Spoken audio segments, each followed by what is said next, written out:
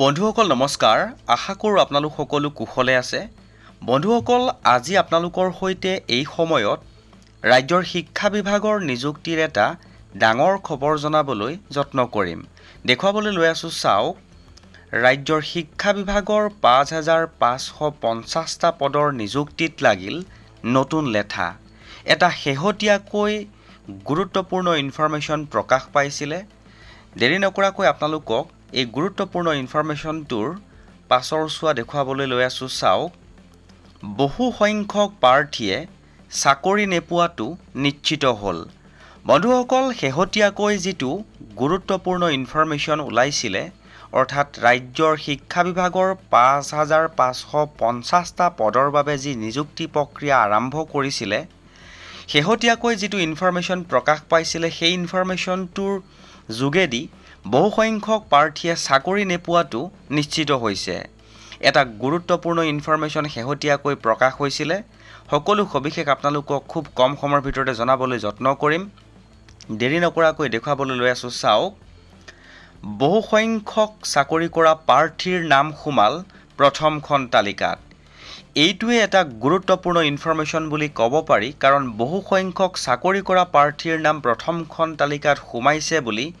একাংশ প্ৰাৰ্থীয়ে অভিযোগ কৰিছে এটা গুৰুত্বপূৰ্ণ ইনফৰমেশন শেহতীয়াকৈ প্ৰকাশ হৈছিলে ইনফৰমেশনটো আপোনালোকৰ সন্মুখত আনিবলৈ লৈ আছো চাওক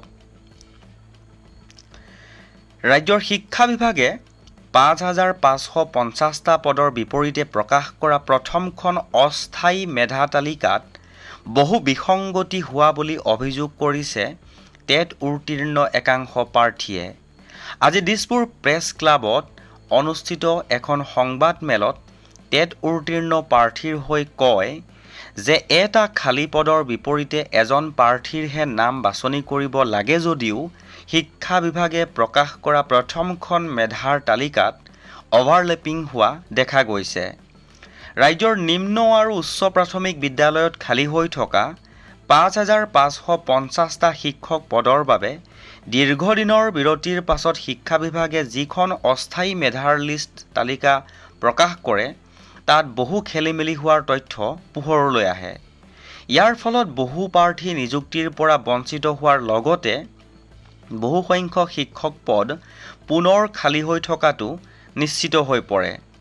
তথ্য অনুসৰি ২০২৪ চনত বিটিআৰত হৈ যোৱা প্ৰাথমিক শিক্ষক পদত নিযুক্তি লাভ কৰি চাকৰি কৰি থকা ২ শতাধিক প্ৰাৰ্থীৰ নামো প্ৰথমখন মেধাৰ তালিকাত অন্তৰ্ভুক্ত হৈছে ইয়াৰ উপৰিও বিটিআৰৰ স্নাতক আৰু স্নাতকোত্তৰ শিক্ষকত ইতিমধ্যে নিযুক্তি লাভ কৰা প্ৰাৰ্থীৰ নামো মেধাৰ তালিকাত অন্তৰ্ভুক্ত হৈছে তদুপৰি বিদ্যালয় শিক্ষা বিভাগৰ অধীনত 10 অক্টোবৰত হ'বলগীয়া নিযুক্তিৰ বাবে স্নাতক আৰু স্নাতকোত্তৰ পদৰ বিপৰীতে বাছনিকৃত বহু সংখ্যক প্ৰাৰ্থীৰ নাম আৰু ২০২৪ চনত সৰ্বশিক্ষাৰ অধীনত কৰ্মৰত বহু শিক্ষকৰ নাম পুনৰ ৫৫৫০টা খালী পদৰ বিপৰীতে প্ৰথমখন মেধাৰ তালিকাত অন্তৰ্ভুক্ত হৈছে ইয়াৰ পৰা অনুমান কৰা হৈছে যে বহু সংখ্যক প্ৰাৰ্থীয়ে ২-৩টা পদত নিযুক্তিৰ বাবে বাছনি হ'বলৈ সুযোগ লাভ কৰাৰ বিপৰীতে বহু সংখ্যক প্ৰাৰ্থীয়ে নিযুক্তিৰ পৰা বঞ্চিত হ'ব ফলত বহু সংখ্যক পদ খালী হৈ থাকিব আৰু বহু সংখ্যক প্ৰাৰ্থীৰ বয়সও উকলি যাব সেই বিষয়টো গুৰুত্ব সহকাৰে লৈ উপযুক্ত পদক্ষেপ গ্ৰহণ কৰিবলৈ আজি টেট উত্তীৰ্ণ প্ৰাৰ্থীসকলে শিক্ষা মন্ত্ৰীলৈ এখন স্মাৰক পত্ৰ প্ৰদান কৰে তে বন্ধুসকল এটা গুৰুত্বৰ অভিযোগ কৰিছে কাৰণ বহু সংখ্যক চাকৰি কৰি থকা প্ৰাৰ্থীৰ নাম প্ৰথমখন যি অস্থায়ী তালিকা মেধাৰ তালিকা প্ৰকাশ হৈছিলে সেই তালিকাত সোমাইছে বুলি শেহতীয়াকৈ এটা অভিযোগ উত্থাপন হৈছে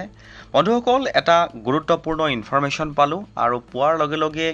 যিসকলে এপ্লাই কৰিছিলে তেওঁলোকৰ এই ইনফৰমেশনটো পাওক বুলি এটা ভিডিঅ'ৰ যোগেৰে জনাবলৈ যত্ন কৰিলো